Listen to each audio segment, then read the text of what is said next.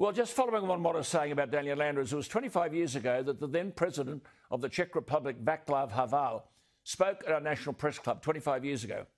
He talked about a crisis of authority from the perspective, Czechoslovakia, of one who'd suffered totalitarianism. Now think of it. As Kevin Andrews said, from the Prime Minister down, quote, the daily media conferences of the Victorian Premier, the possessor of all detail, the bearer of all knowledge, continually blaming the citizenry for the failures of his administration. Well, we ought not to imagine that this isn't leading us somewhere. But of course, to suggest it might be is to be accused of dealing with conspiracies.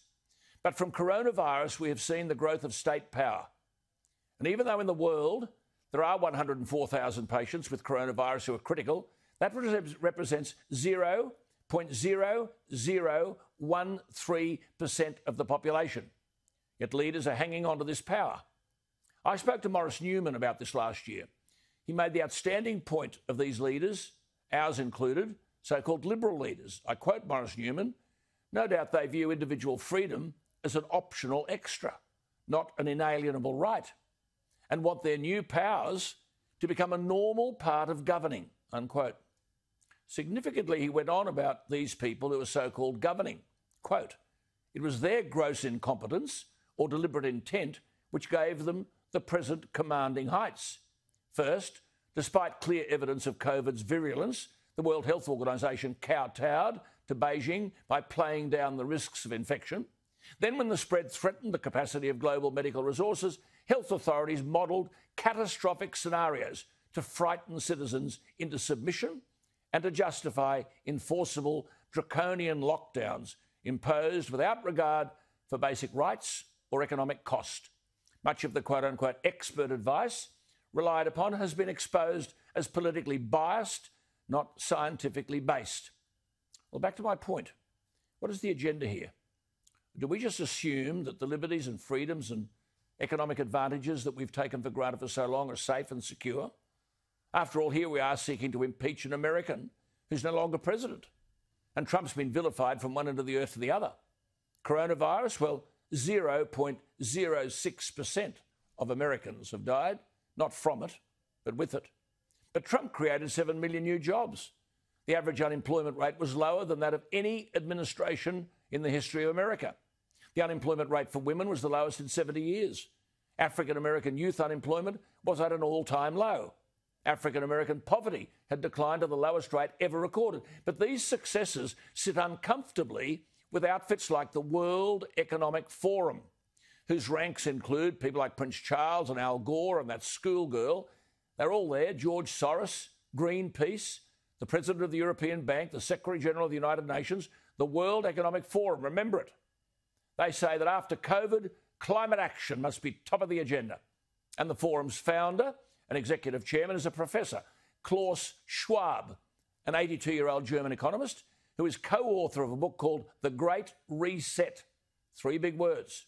To, quote, make society fairer, smarter and greener, and to get humanity off the road to climate catastrophe.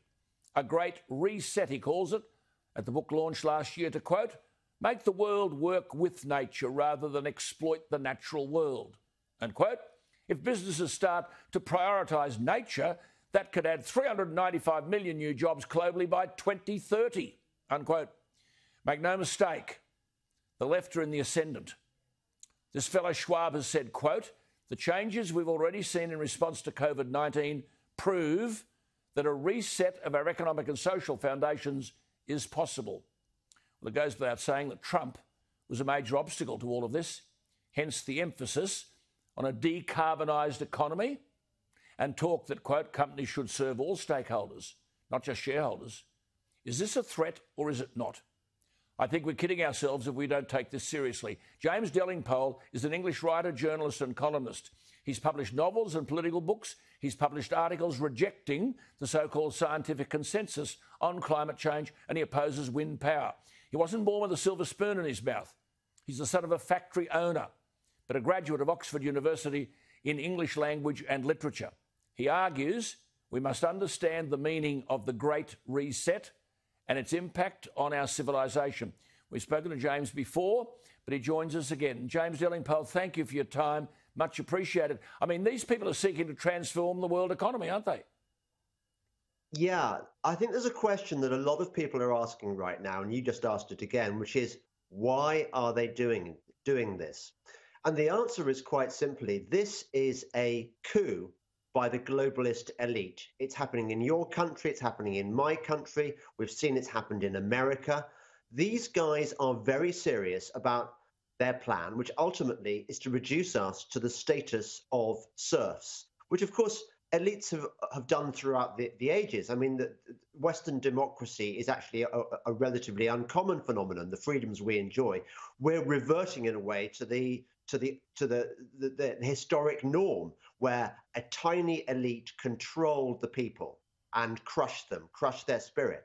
Yeah. And the World Economic Forum produced a video in 2016 in which this starry-eyed young person said, "Welcome to 2030.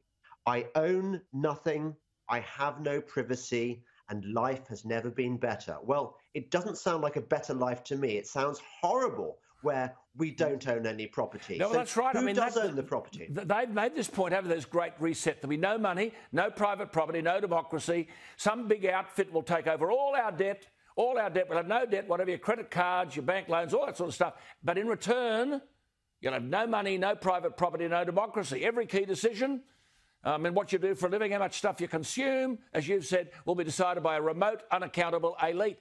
This is not conspiracy. This is what these people are saying. Yes. It is a conspiracy. It's not a conspiracy theory, though. Right. It's not a conspiracy theory when they're telling you what they're doing, when they're putting out websites, when they're holding an annual conference attended by everyone from President Xi of China to Angela Merkel to President Putin. They're all there. The WEF is not to be discounted. It's a serious organization, and its plan is serious. The only thing we've got going for us is that they are few and we are many. We need to wake up.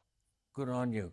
I mean, Trudeau has said, the Canadian Prime Minister, this pandemic has provided an opportunity for a reset, to reimagine our economic systems that actually address global challenges like extreme poverty, inequality and climate change. I mean, it all sounds innocuous, doesn't it? But it brings us back to this Professor Schwab. I mean, he has said, post-coronavirus, the world must, quote, act jointly and swiftly to revamp all aspects of our societies and economies. Surely, James, we're mad if we don't take heed.